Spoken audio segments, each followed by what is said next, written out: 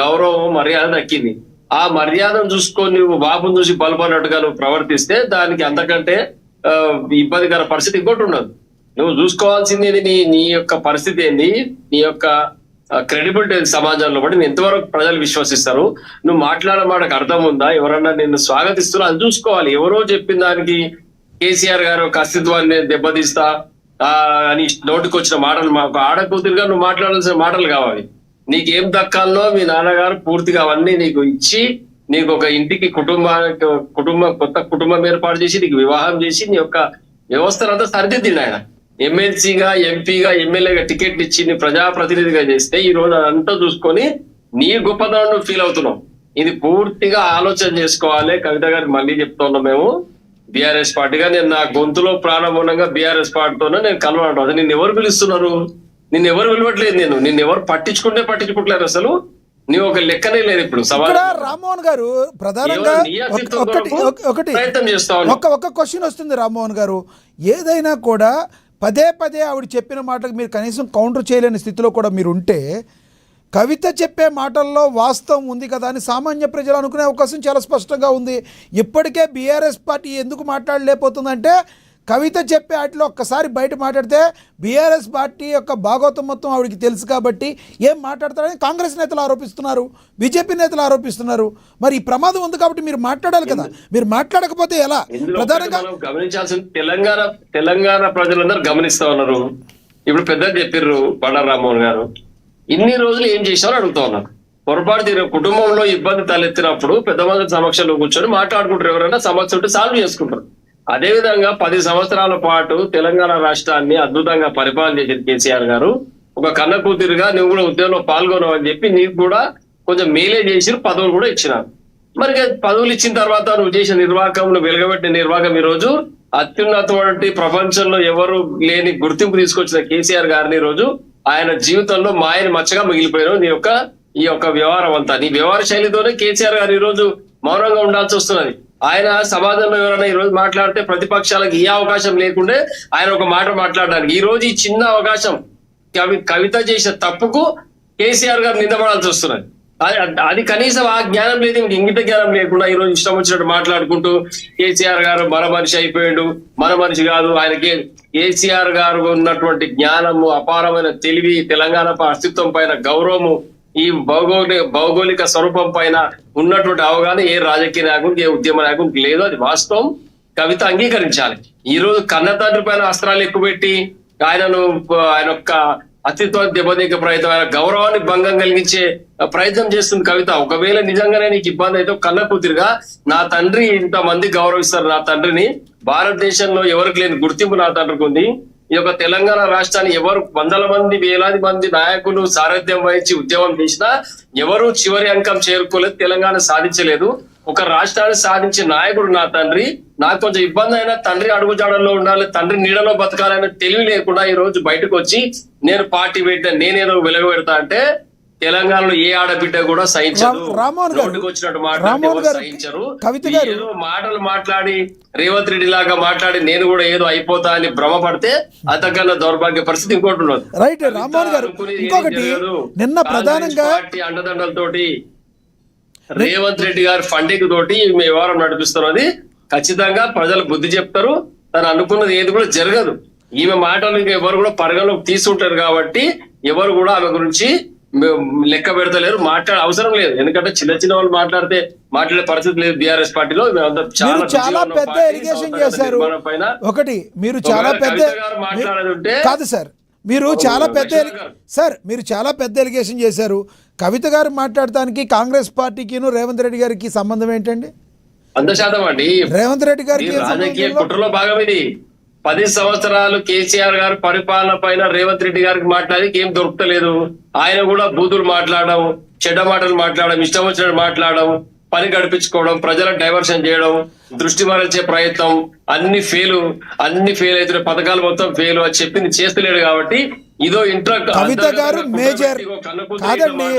18 సంవత్సరాల నుండి కాదు సార్, 18 సంవత్సరాల నుండి ఓటేయటం వచ్చిన ఒక మేజర్ చిన్న చిన్న పిల్లలే మైండ్ మెచ్యూరిటీ ఉన్నవాళ్ళు ఉన్నారు.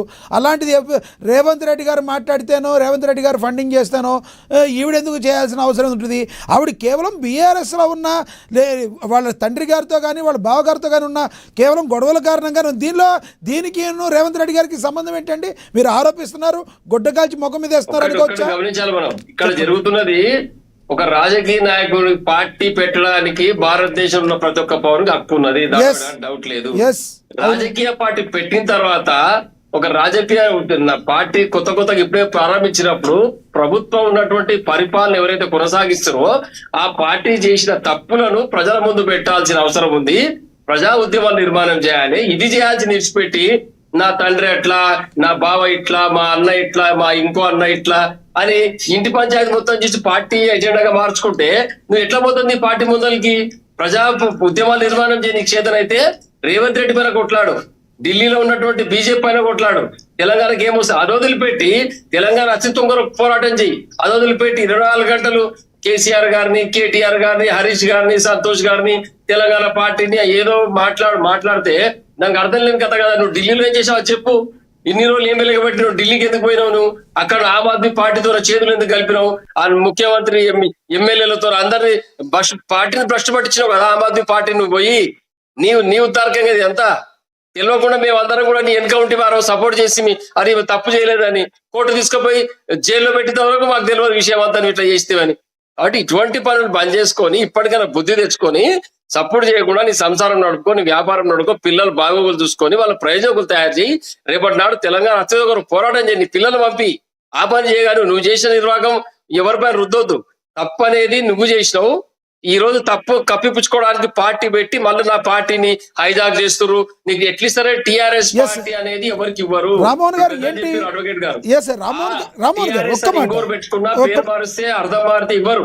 ఒక్క మాట రామ్మోహన్ గారు, ప్రైవేట్ సంస్థ ఎవరైనా వ్యాపార సంస్థ పేరు పెడితే కూడా ఇంకొకరికి ఆ వ్యాపార రిజిస్ట్రేషన్ ఉంటే ఇంకొకరికి ఆ పేరు ఇవ్వరు. ఇది కనీసం ఇంగిత జ్ఞానం లేకుండా ఈ మాట మాట్లాడి నేను సుప్రీం కోర్టు పోతా, నేను అంతర్జాతీయ కోర్టు ఎక్కడ పోయినా ప్రపంచంలో ఎక్కడ పోయినా నీ వాదన చెల్లదు. తప్పుడు మాటలు మాట్లాడుతున్నావు, ప్రజలు డైవర్షన్ చేయొద్దు. రైట్. ఒకటి ఆవిడ నిన్న మాట్లాడుతూ కేటీఆర్ గారికి ఇంగ్లీష్ బాగా వచ్చు, ఆ ఎవరన్నా ఇంగ్లీష్లో మాట్లాడే జర్నలిస్ట్ కానీ ఎవరన్నా ఉంటే ఆయనకి ఫోన్ చేసి వేయొద్దని మాట్లాడతారు. అదేవిధంగా గుంటనక్క ఫోన్ చేసి, అంటే హరీష్ రావు గారినే కదా ఆవిడ మాట్లాడేది, ఎన్నోసార్లు చెప్పింది డైరెక్ట్గా ఆవిడ. హరీష్ రావు గారు ఇలా ఫోన్ చేసి ఎందుకు ఆవిడ వార్తలు మీరు వేస్తున్నారని అంటారు. అరచేత్తో ఉదయించే సూర్యకిరణాలు ఎట్టా అడ్డుకుంటారు మీరు? నా కాళ్ళల్లో కట్టెలు పెట్టే ఉద్దేశం మానుకోండి అని డైరెక్ట్గా చెప్తున్నారు. నిజంగానే కేటీఆర్ గారు ఫోన్ చేస్తున్నారా? హరీష్ రావు గారు ఫోన్ చేస్తున్నారా? దీని గురించి మాట్లాడాలి కదా మీరు. కవిత గారికి ఎవరు ఫోన్? కవిత గారికి కాదండి, జర్నలిస్టులకి ఆవిడ గురించి రాయొద్దని చెప్తున్నారంట. ఆవిడ ఆరోపణది. ఆవిడ గురించి ఇంత పెద్ద ఉద్యమ పార్టీకి అనువంతమైనటువంటి కవిత గురించి రాయొద్దని చెప్పినంత మాత్రాన ఆ విజ్ఞత వాళ్ళకి లేదని మీరు భావిస్తున్నారు?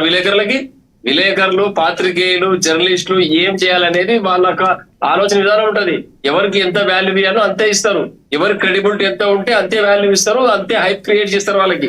ఒకవేళ నీ యొక్క చెప్పే విషయంలో జెన్యూనిటీ ఉంది, నిజాయితీ ఉందంటే ఏ పత్రిక అయినా రాస్తారు. దాన్ని ఎవరు నిలువరించడానికే ఎవరికి హక్కు లేదు. అటువంటి పని చిన్న పనులు ఇట్లా కుతంత్రాలు చేసే పని హరీష్ గారు కానీ కేటీఆర్ గారు కానీ లేదు. అటువంటికి రాజకీయ బీఆర్ఎస్ పార్టీ చేయరు. కేవలం ఈమె సానుభూతి సంపాదించుకోవడానికి కుటుంబ నిందలేసి నేను మహిళను, నన్ను అనగదొక్కేస్తుర్రు అని చెప్పుకునే విధంగా ప్రయత్నం చేస్తుంది తప్పితే మళ్ళీ ఒక మాట ఏమంటది, నేను ఆడపులిని అంటది, మళ్ళీ నన్ను ఇట్లా అనగదొక్కుతున్నట్టది. 2 మాటలు ఆవిడే మాట్లాడుతుంది. నువ్వు ఏ స్థితిలో, మానసిక స్థితి కరెక్ట్ లేదా? కేవలం కుటుంబం పైన మీరు ఎన్ని ఆరోపణలు కవిత మీద చేసినా ఓకే కానీ, ఎన్ని ఆరోపణలు కవిత మీద చేసినా ఓకే కానీ, ఫండింగ్ రేవంత్ రెడ్డి గారు పెట్టే పార్టీ పెట్టి ఇచ్చారని మాట్లాడటం ఇది మీకు సమంజసమో చెప్పండి. రాజకీయంలో ఏమైనా జరగచ్చండి. ఈ రోజు కేసీఆర్ గారి పైన, కేటీఆర్ గారి పైన రేవంత్ రెడ్డి విశ్వ ప్రయత్నం చేసిండు పోలీస్ కేసు బుక్ చేయించాలని. ఏవి కూడా ఆయన యొక్క ఆరోపణలు ఏవి కూడా పసలేదు, ఎక్కడ కూడా నిజం నిరూపించబడలేదు. మాకు ఎలాంటి ఇబ్బంది జరగలేదు అధినాయకులకు. కాబట్టి ఎట్లా అవకాశం దొరుకుతుంది వీరి యొక్క ప్రభను తగ్గించడానికి, వీరి యొక్క ఔన్నత్యాన్ని, గొప్పతనాన్ని మస్కబార్చే విధంగా రేవంత్ రెడ్డి ప్రయత్నం చేసి కుటుంబంలో కవిత అవకాశం దొరికేసరికి ఆమె దగ్గర తీసుకొని మచ్చిక చేసుకొని ఇటువంటి పనులు చేపిస్తా ఉన్నాడు. ఇంతకన్నా దౌర్భాగ్యం ఇంకోటి ఉంటుందా? కాబట్టి రేవంత్ రెడ్డి మచ్చిక గారు చేసుకుని కొట్లాడాలని జంతువుల్ని కదా సార్ ఫస్ట్ మచ్చిక పార్టీ చేసుకునేది. అధినాయకురాలుగా మీరు ప్రజా ఉద్యమాలు నిర్మాణం రామ్మోహన్ చేయాలా గారు వద్దా? మచ్చిక చేసుకునేది ఎవరిని? జంతువుల్ని, మనుషుల్ని కాదు కదా. అలా మాట్లాడుతున్నారండి మీరు. పరిస్థితి ఏముంటది అనేది ఇక మచ్చిగా చేసుకోవాలి, మనుషులు కూడా మచ్చిగా చేసుకోవచ్చు, మీరు చెప్పిన విధంగా వాటిని కూడా చేసుకోవచ్చు. కానీ మా ఉద్దేశం అది Right. ఆయన యొక్క భ్రమలో పడిపోయి Right. తండ్రి పైన యుద్ధం చేస్తా ఉన్నాను. రైట్ నేను మళ్ళీ మాట్లాడతా మీతో. ఎస్ నేను మళ్ళీ మాట్లాడతా మీతో. కాల్వ సుజాత అవన్నీ గారు పక్కకు పెట్టి మాట్లాడితే ఎవరు కూడా సహించరు. ఎస్ మీరు మాట్లాడిన దానికి కాల్వ సుజాత గారు సమాధానం చెప్తారు. సుజాత గారు నమస్తే అండి, కాంగ్రెస్ నేత. సుజాత గారు నమస్తే అండి. కాల్వ సుజాత గారు నమస్తే అండి. నా వాయిస్ వినబడుతుందా? మ్యూట్లో ఉన్నట్టు చూడండి మీది. Right freeze